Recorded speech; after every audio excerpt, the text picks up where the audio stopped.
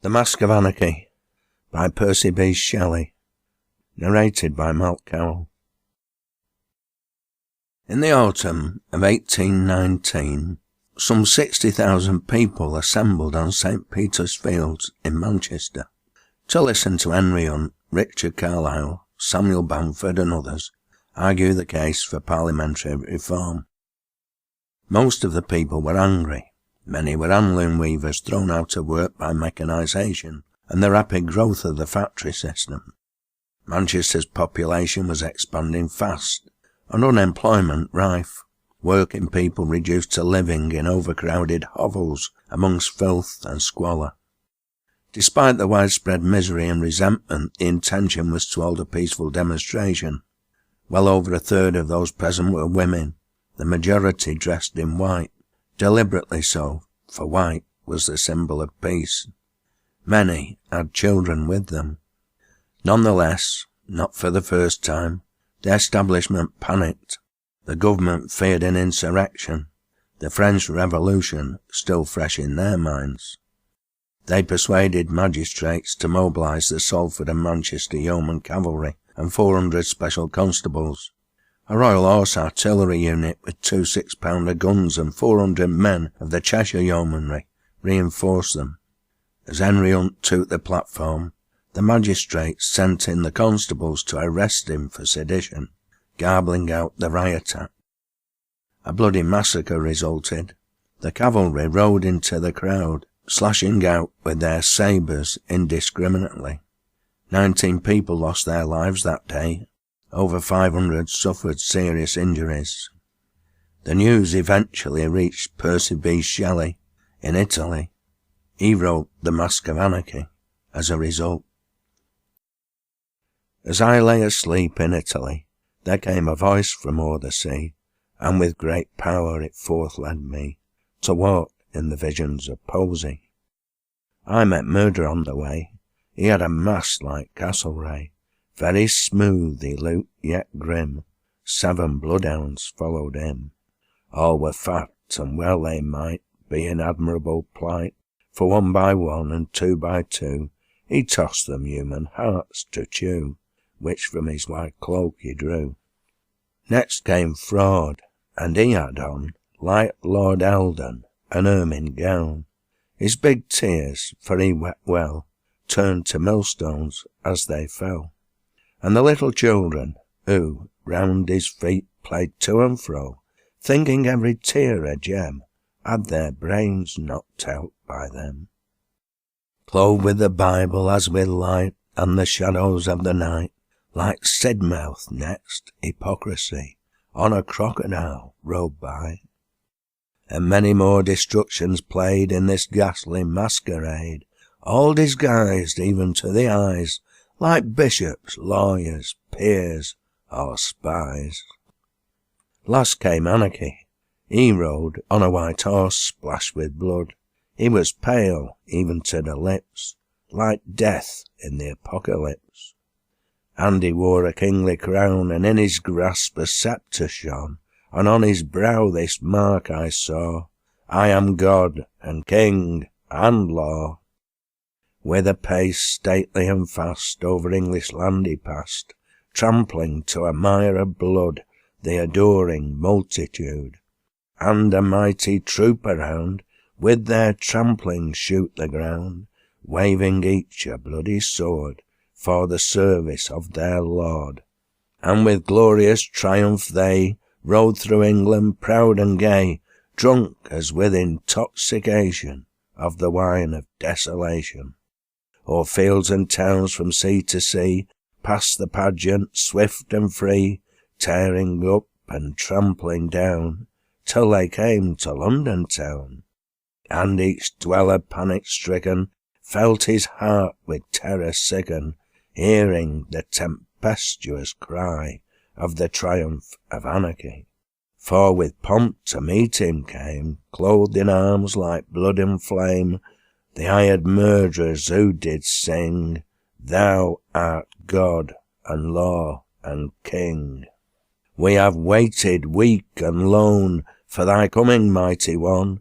Our purses are empty, our swords are cold, give us glory and blood and gold. Lawyers and priests, a motley crowd, to the earth their pale brows bowed, like a bad prayer, not over loud, whispering, Thou art law and God. Then all cried with one accord, Thou art King and God and Lord. Anarchy, to thee we bow, be thy name made holy now. And Anarchy the skeleton bowed and grinned to every one, as well as if his education had cost 10 millions to the nation. For he knew the palaces of our kings were rightly his, is the sceptre, crown and globe, and the gold inwoven robe. So he sent his slaves before to seize upon the bank and tower, and was proceeding with intent to meet his pensioned Parliament. When one fled past, a maniac maid, and her name was Hope, she said. But she looked more like despair, and she cried out in the air, My father time is weak and grey, with waiting for a better day. See how idiot-like he stands, fumbling with his palsied hands. He has had child after child, and the dust of death is piled over every one but me. Misery, oh misery. Then she lay down in the street, right before the horse's feet, expecting with a patient eye murder, fraud, and anarchy. When between her and her foes a mist, a light, an image rose, small at first and weak and frail, like the vapour of the veil, till as clouds grow on the blast, like tower-crowned giants striding fast, and glare with lightnings as they fly, and speak in thunder to the sky. It grew, a shape arrayed in mail, brighter than the viper's scale, and upborne on wings whose grain was as the light of sunny rain. On its helm, seen far away, a planet like the morning's lay, and those plumes of light rained through, like a shower of crimson dew, with step as soft as wind it passed o'er the heads of men so fast that they knew the presence there, and looked, and all was empty air. As flowers beneath the footstep waken, as stars from night's loose hair are shaken, as waves arise when loud winds call, thoughts sprung where'er that step did fall, and the prostrate multitude looked and ankled deep in blood. Hope, that maiden most serene, was walking with a quiet mien. And Anarchy, the ghastly birth, lay dead earth upon the earth. The horse of death, tameless as wind, fled, and with his hooves did grind to dust the murderous throng behind. A rushing light of clouds and splendour, a sense awakening and yet tender, was heard and felt, and at its close these words of joy and fear arose, as if their own indignant earth, which gave the sons of England birth, had felt their blood upon her brow, and shuddering with a mother's throe, had turned every drop of blood by which her face had been bedewed to an accent unwithstood, as if her heart had cried aloud. Men of England, heirs of glory, heroes of unwritten story, nurslings of one mighty mother, hopes of her and one another, rise like lions after slumber, in unvanquishable number, shake your chains to earth like dew, which in sleep had fallen on you. What is freedom? Ye can tell that which slavery is too well, for its very name has grown to an echo of your own. 'Tis to work and have such pay as just keeps life from day to day, in your limbs as in a cell, for the tyrants used to dwell. so that ye for them are made, loom and plough and sword and spade, with or without your own will bent to their defence and nourishment. 'Tis to see your children weak, with their mothers pine and peak, when the winter winds are bleak, they are dying whilst I speak. 'Tis to hunger for such diet as the rich man in his riot casts to the fat dogs that lie surfeiting beneath his eye. 'Tis to let the ghost of gold take from toil 1,000-fold, more than e'er its substance could in the tyrannies of old. Paper coin, that forgery of the title deeds which ye hold to something of the worth of the inheritance of earth. 'Tis to be a slave in soul, and to hold no strong control over your own wills, but be all that others make of ye. And at length, when ye complain, with a murmur weak and vain, 'tis to see the tyrant's crew ride over your wives and you. Blood is on the grass like dew. Then it is to feel revenge, fiercely thirsting to exchange blood for blood and wrong for wrong. Do not thus when ye are strong. Birds find rest in narrow nest, when weary of the winged quest. Beasts find fare in woody lair, when storm and snow are in the air. Asses, swine have litter spread, and with fitting food are fed. All things have a home but one. Thou, O Englishman, hast none. This is slavery. Savage men, all wild beasts within a den, would endure not as ye do, but such ills they never knew. What art thou, freedom?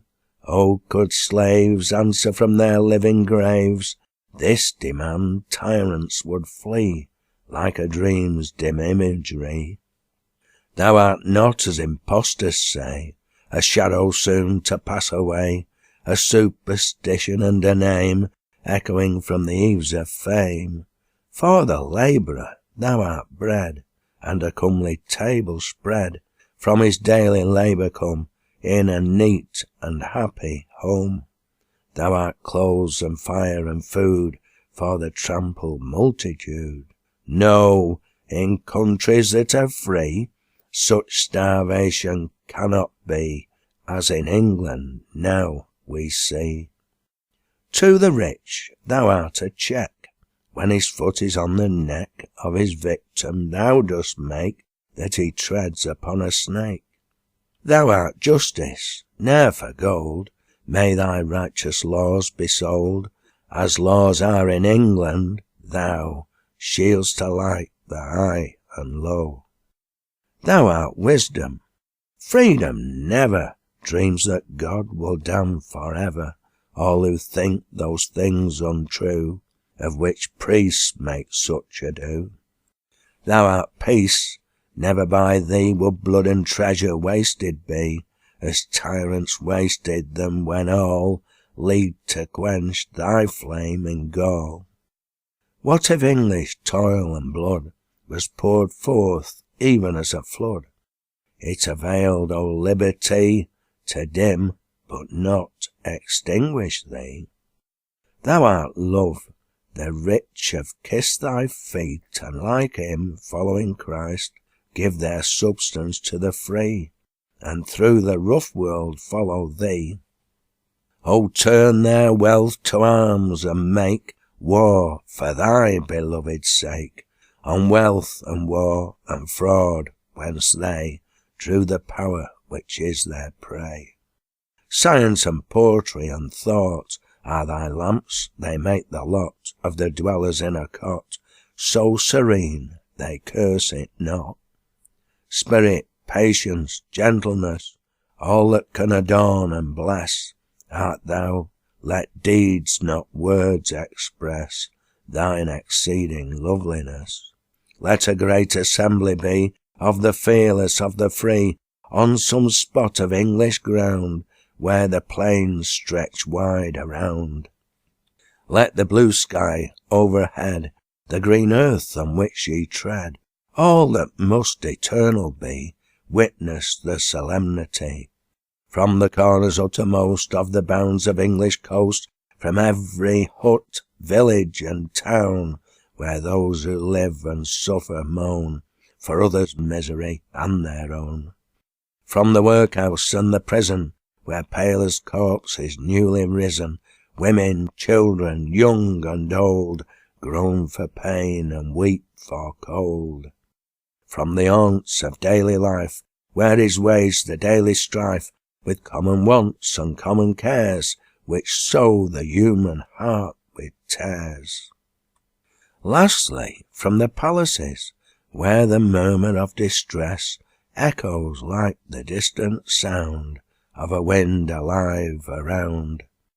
Those prison halls of wealth and fashion, where some few feel such compassion for those who groan and toil and wait, as must make their brethren pale. Ye who suffer woes untold, or to feel or to behold your lost country bought and sold with a price of blood and gold. Let a vast assembly be, and with great solemnity declare with measured words that ye are, as God has made ye, free. Be your strong and simple words keen to wound as sharpened swords, and wide as targes let them be, with their shade to cover ye. Let the tyrants pour around, with a quick and startling sound, like the loosening of a sea, troops of armoured emblazonry.